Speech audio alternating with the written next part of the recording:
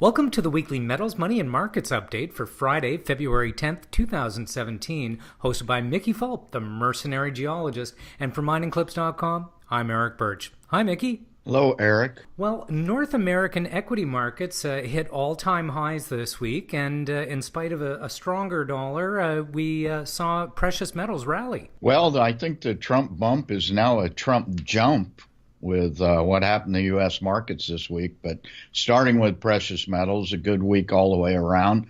Gold was up again, closed at 1233 for more than a percent gain. Silver had 2.5% gain to 1792. Platinum hit a 4-month high at 1,010 for almost a percent gain. And once again, the big jump was palladium up to 782, almost a 5% gain this week. And taking a look at copper, the climb continues. It posted a nice gain this week.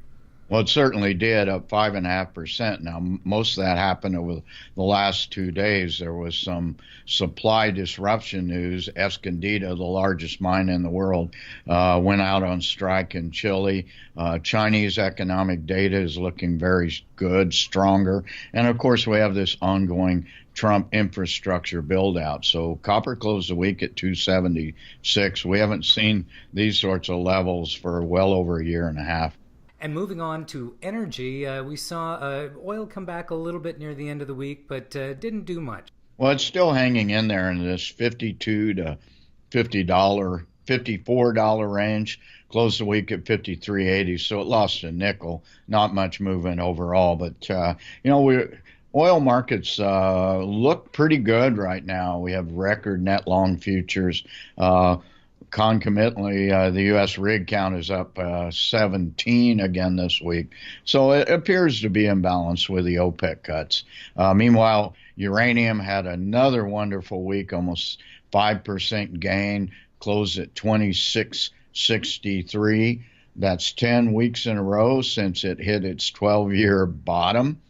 And it looks like it's up and away for the uranium sector. And switching to currencies, the U.S. dollar finally broke its 6-week losing streak. Yeah, it made a rally toward the end of the week, finished at 100.76, up a percent. Euro, of course, lost more than 1%, as did the loonie this week. Loonie was down to less than 76.5 cents for about a 0.5% loss. And now switching into equities, all-time highs all the way around. Well, the big story this week, and especially the last couple of days, was the surge past the previous 2 weeks record highs. So the Dow, the S&P 500, NASDAQ all set record highs. Dow up a percent, soared past the 20,000 level. 20,269 was its close. S&P 500, 2317. NASDAQ 57.34, all those markets up plus or minus 1% over the week. And normally we don't touch on the TSX, the main board, but we also hit an all-time high here in Canada today for the Toronto Stock Exchange. But taking a look at the Venture, we saw some nice gains there too. Well, it finished the week at 836. So what is that?